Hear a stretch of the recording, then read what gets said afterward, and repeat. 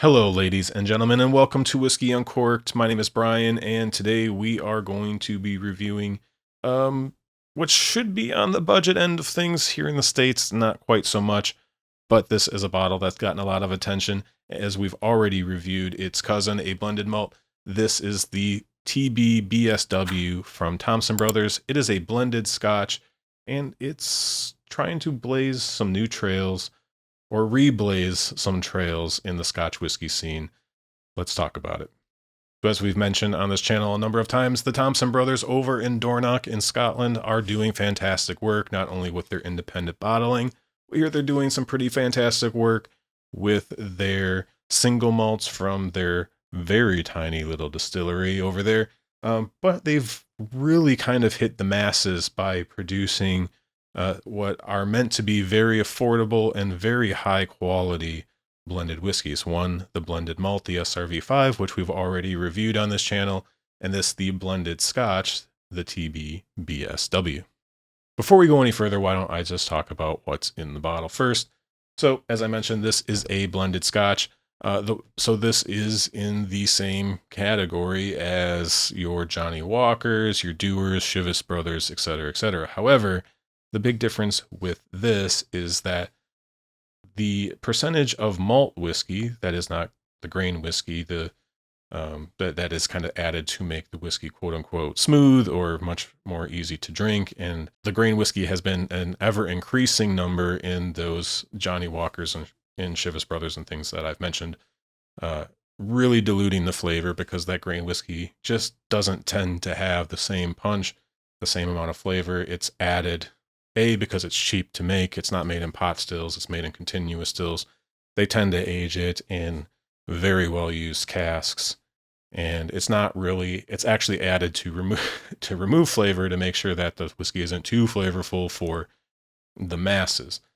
This goes the other direction. This is much, much more back in the direction of the old school blends.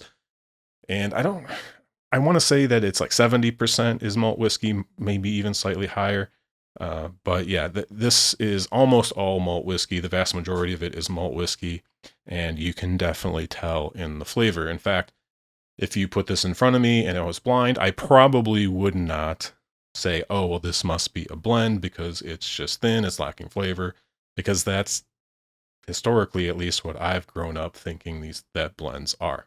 This is 6 years old and it is 46%. It is non-chill filtered and it is natural color, which you can't really say about all these traditional blends either.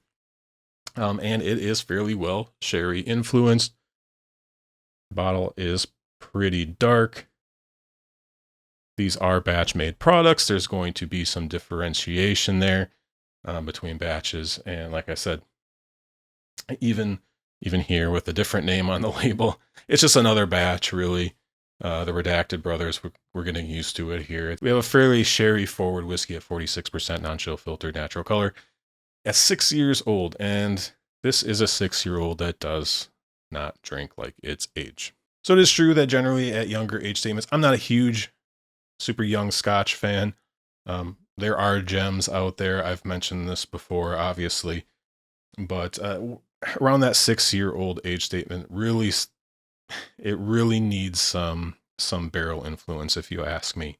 It's just the grain is just a little too much most of the time.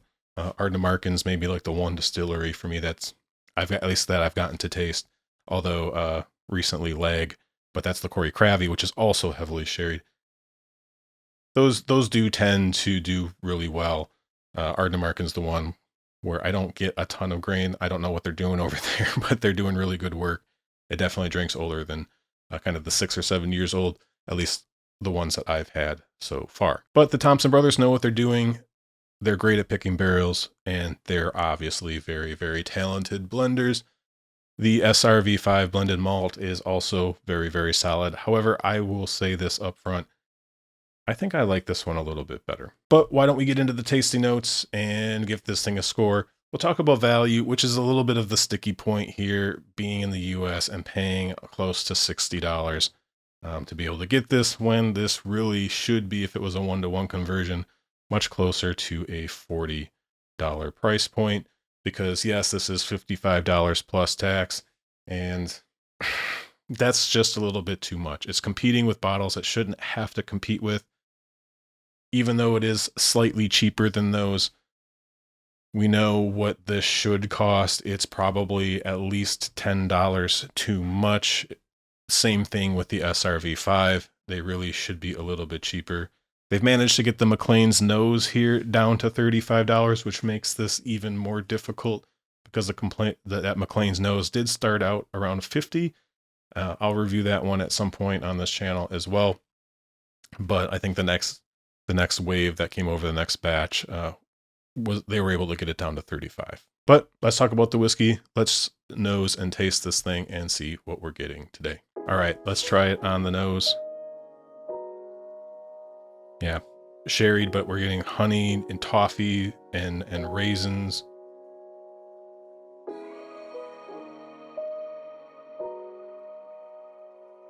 There's some darker fruits. It's not over the top. Definitely more on like the plum side of things.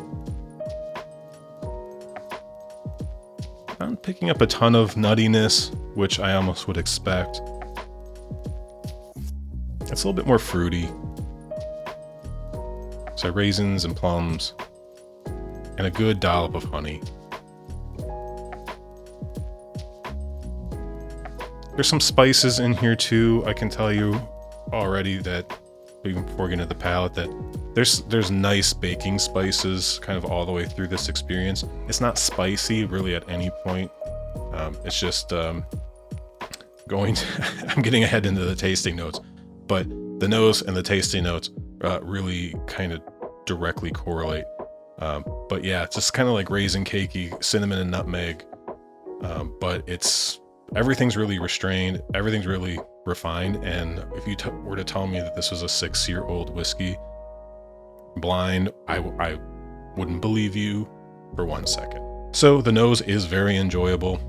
It noses well above its age. The sherry absolutely helps. It seems like these were probably some pretty solid sherry casks all around, because they really brought out the nose and the palate. And like I said, totally belies its age, but let's see how well it translates onto the palate today. Cheers.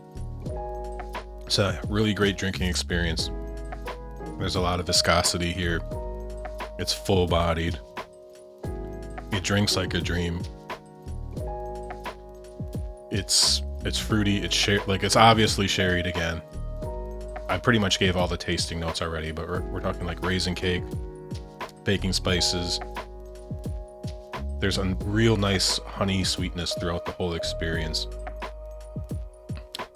You do pick up a little bit of maltiness on the back end. You're still getting some of the spirit character without really much of any of the grainy notes. Maybe really at the very tail end of the finish after everything else has faded.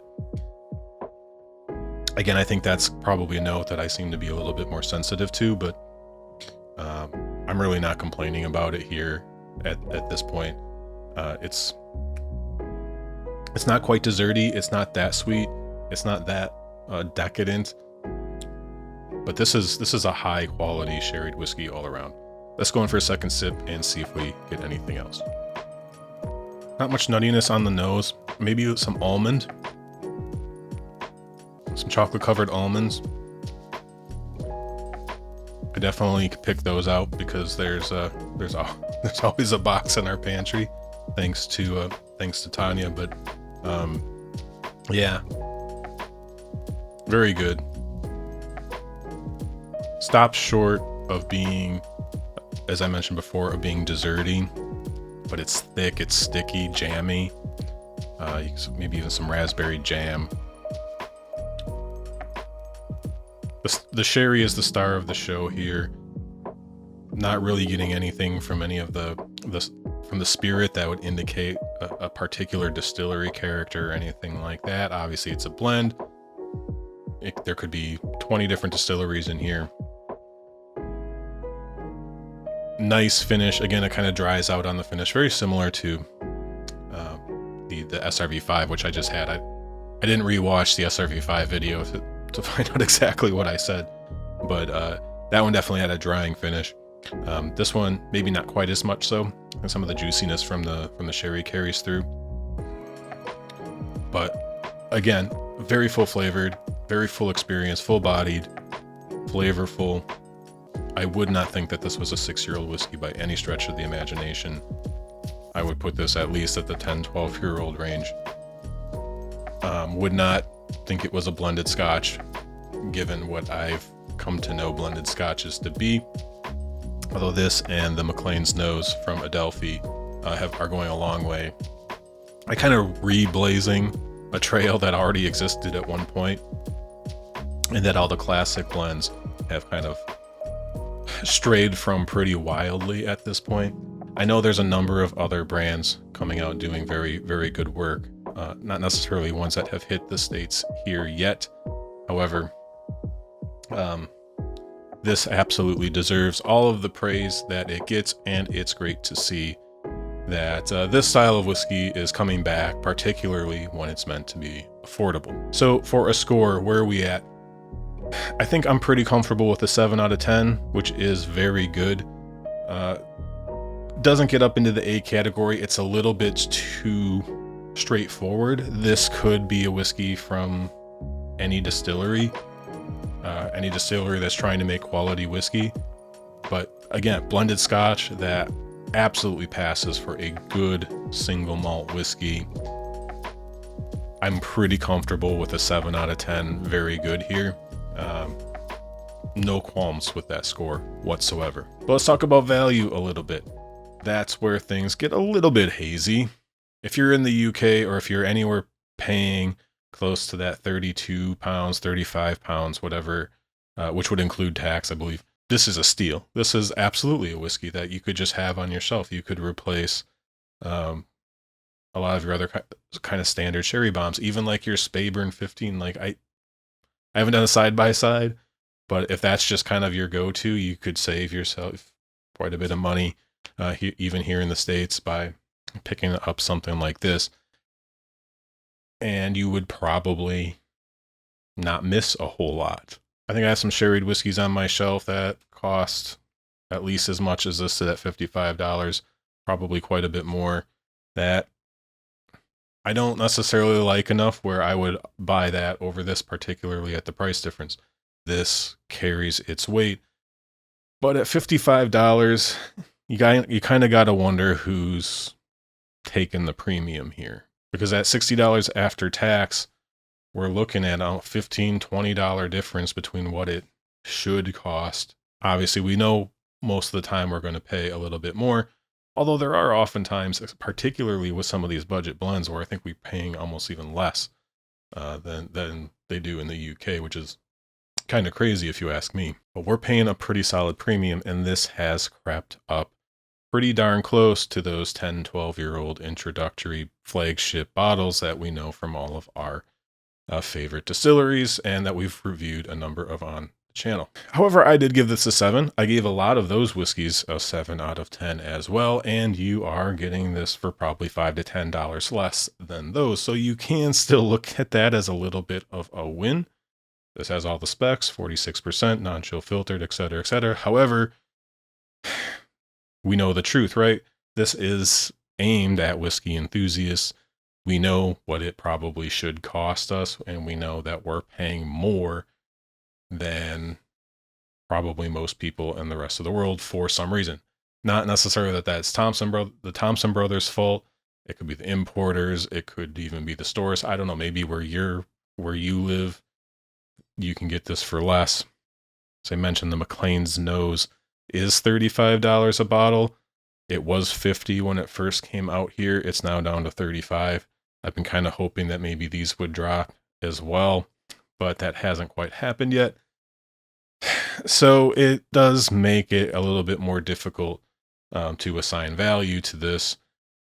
I like this one a little bit better than the SRV5. I think the sherry goes a long way at covering up some of the youth, and the sherry is really well done. It's not clumsy or heavy-handed whatsoever. So at the $55 price point, I'm a little bit more comfortable buying this. I think with the SRV5 at this point, as the time of making this video, I think I've kind of come to the conclusion that I kind of enjoy the Orchard House from Compass Box a little bit more, and it's almost $10 less.